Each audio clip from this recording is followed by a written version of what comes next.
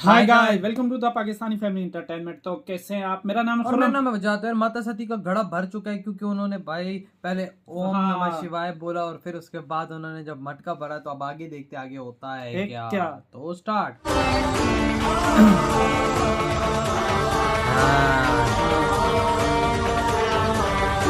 जैसे कहते हैं जब आपके अंदर जज्बा हो ना सारे रास्ते खुले। अब मनुष्य रूप से नहीं होगा ना, भाई के तौर पे इनको भरना पड़ेगा हर चीज। देखा नहीं आया भगवान शिव जी के पास एक तरह से कहेगा माता पार्वती की टक्कर ले रही है। अब वो रास्ते यार महादेव का नाम स्मरण करते ही कलश कैसे माता पार्वती पुनः भर गया। नहीं नंदी, ये कलश इसलिए नहीं भरा। ये कलश तो तब भरा जब हमने अपनी उस भूल को त्याग दिया जो हम करने जा रहे थे। जो मतलब कौन सी भूल माते?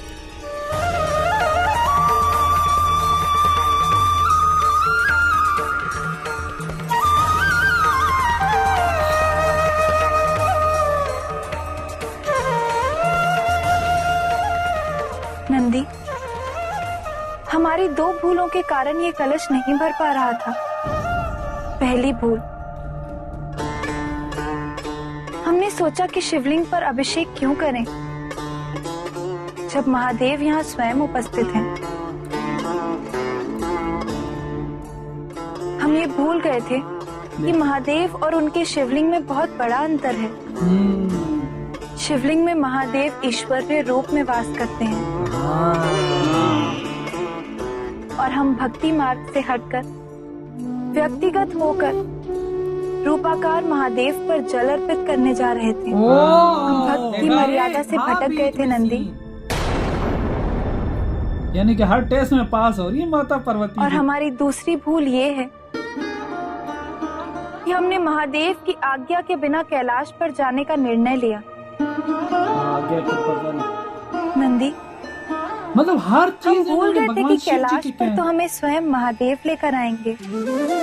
अरे यार जरूर होगा वो टाइम, जरूर आएगा। हम अपने पति की आज्ञा के बिना कोई कार्य नहीं करेंगे। ये बड़ी बात है जो सती माता कभी नहीं मानती थी, भगवान शिव जी की बात। इसीलिए ये बात हमने अपनी दोनों भूलों का त्याग किया और हमारा कलश भर गया।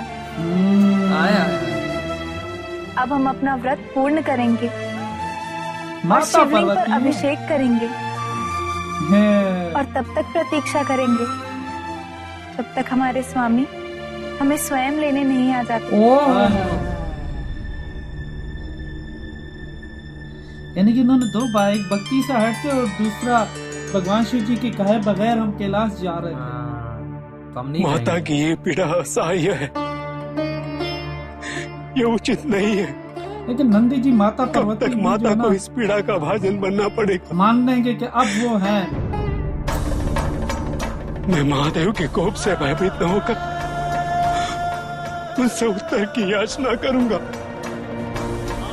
और उन्हें मेरे प्रश्न को उत्तर देना ही होगा, देना ही होगा। यार नंदी जी जो भगवान शिव जी कर रहे हैं वो उनको पता है। यहाँ तो हम ये चीजें देख रहे हैं ना, नंदी जी तो बेचारे बेफिक्र रहेंगे। और इधर वो हमले का तर्कस और नागराज को बोल दिया आ चुके हैं। नागराज, आप हमारी पुत्री पार्वती को अपनी कुल वधू बनाना चाहते हैं। रिश्ते की पेशकश हमारे लिए सम्मान की बात है, किंतु ये संभव नहीं। ये संभव ही नहीं है क्योंकि आपके जो पुत्र होगा ना वो विद्युन माली क्योंकि होगा। पार्वती अपना वर चुन चुकी। वर यदि आपका अभिप्राय विंध्य के राजकुमार से है तो आपको चिंता करने की कोई आवश्यकता नहीं है। समझ लीजिए कि वो रिश्ता टूट चुका है। विंध्य नरेश आपको अपना वचन याद दिलाने के लिए आपके समक्ष कभी नहीं आएंगे। अरे वो हमारे नहीं वचन बात की नहीं। चुना, वचन की नहीं है ना, क्योंकि पार्वती ने महादेव को चुन लिया, स्वयं अपना वर चुना। महादेव का वर के रूप में चुनाव, वो भी आपकी पुत्री पार्वती के द्वारा। कोई अन्य उपाय नहीं मिला हमें मना करने के लिए? मत भूलिए हिमनरेश, कन्या अपने वर का चुनाव केवल स्वयंवर में करती है।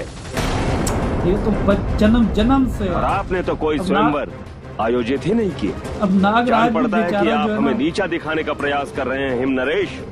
ये हमारा अपमान है, अपमान है हमारा हिमनरेश।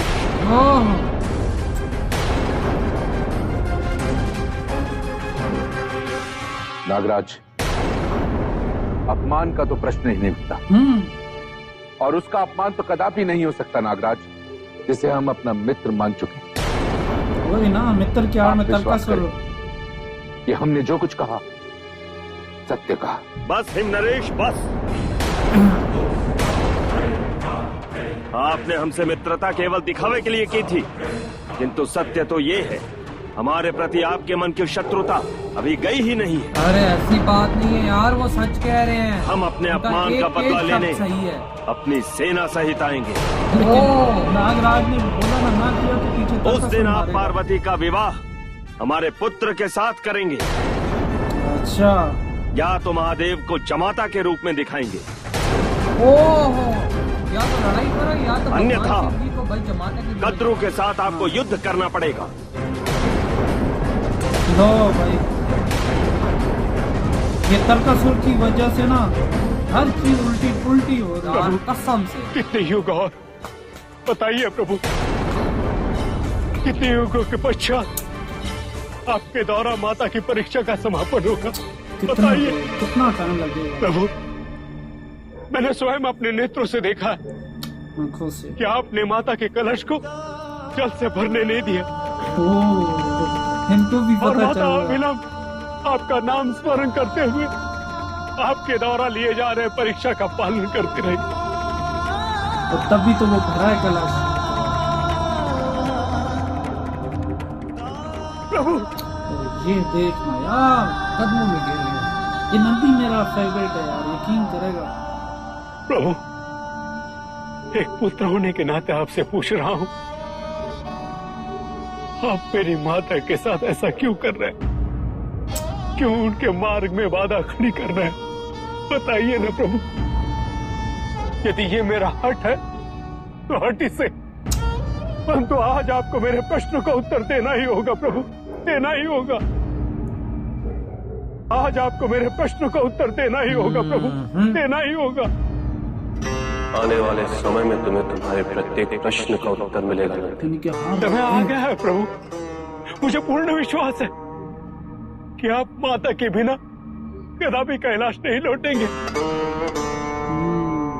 ये तभी तो वो जा भी नहीं रहे हुए। क्योंकि प्रभु आप भी माता से उतना ही प्रेम करते हैं जितना माता आपसे। ये तो है ना यार।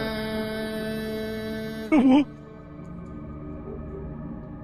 आप ये सत्य क्यों नहीं स्वीकार करते? बताइए ना। नहीं प्रभु नहीं, हाय आप इतने यार, कठोर कभी नहीं थे। ऐसा कोई नहीं कभी होता नहीं खुराम। ऐसा प्रभु विडम्बना भक्त नहीं यह है मिलेगा। कि ना तो मैं माता की लेकिन यार भगवान श्री बेटा बेचारे जो को पिछली सहन दफा कर गलती सकता हो हूँ वो अभी ना हो। और ना ही आपको छोड़ सकता हूँ।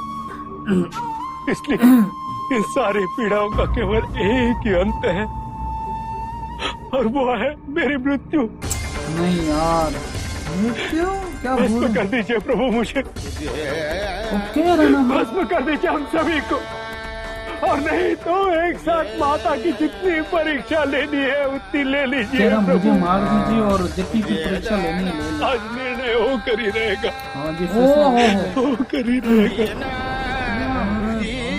यह संभव है नहीं, घटनाक्रम में अवरोध नहीं डालना चाहिए। नहीं प्रभु नहीं, आपको इस निर्बुद्धि नंदी के हट को स्वीकार करना ही होगा, और सिद्ध को स्वीकार करना ही होगा प्रभु, स्वीकार करना ही होगा। यानी कि इनकी जिद है बतानी है हर चीज। ओ नाराज यार, वैसे अच्छी सिचुएशन में है। प्रणाम प्रभु।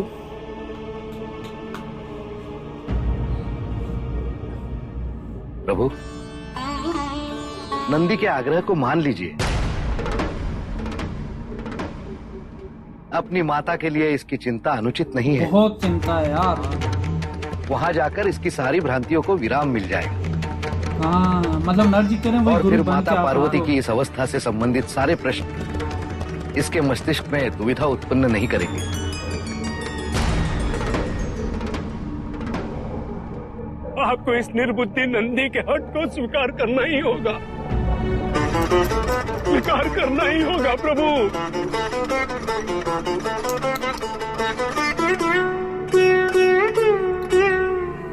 अरे यार, क्या यार, भगवान शिव जी सब बता देंगे नंदी जी को। यार अब क्यों? ये पता नहीं ना यार, लेकिन भाई वो भी बेचारे क्या कह रहे हैं, आप इतनी परीक्षा ले रहे हैं, अच्छा मुझे मार दीजिए और ये जिद आपको कबूल मेरी करनी होगी भाई। आप और ने कह रहे हैं कि जो उसके लेगी, बाद हाँ जितनी परीक्षा लेनी है फिर ले सकते हैं। ले सकते यार हैं, बस ये नंदी- चीज देखी नहीं जा यार नंदी दुखी हो रहा है ना यार, माता जी को इसने खुद देखा कितनी तकलीफ, पांव जख्मी, कह रहा है कि जब वो कलश भर रही थी तो वो उस तरह, फिर जब आपका नाम लिया तो उस तरह उनको वो भरने नहीं दे रहे थे आप। हाँ क्यों यार। मतलब इतनी तकलीफ दे रहे हैं। अब ये नहीं पता ना नंदी जी को ना, वो तो हमें जाहिर बात पीछे है की ऊपर वजह से फिर क्या है। कि भगवान शिव जी चाह रहे हैं कि वो गलतियां ना हो जो सती के द्वारा हुई हैं। हाँ और यार खुरम तू खुद अंदाजा लगा, माता पार्वती जी ने बोला मैंने अपनी ये दो मतलब कि जो मेरी ये थी जिद्दें या जो गलतियां वो मैंने त्यागी कि भाई एक भक्ति से ना करके मतलब, हाँ, और क्योंकि- दूसरा ये कि भगवान शिव जी की बात ना मान के, कि क्यों- भाई यही कि कैलाश में उनके इजाजत के साथ ही जाऊंगी और उनके साथ ही जाऊंगी, मैं ऐसे नहीं जाऊंगी। तो- ये मैंने गलत सोचा तो भाई मतलब- इसको मैंने त्यागा, तो भाई जब मैंने इसको त्यागा तो भाई मटका भी भारी मतलब है। अब जो भी ये काम करेंगी वो इन्हीं चीजों में रह के दिमाग में रखे हर चीज।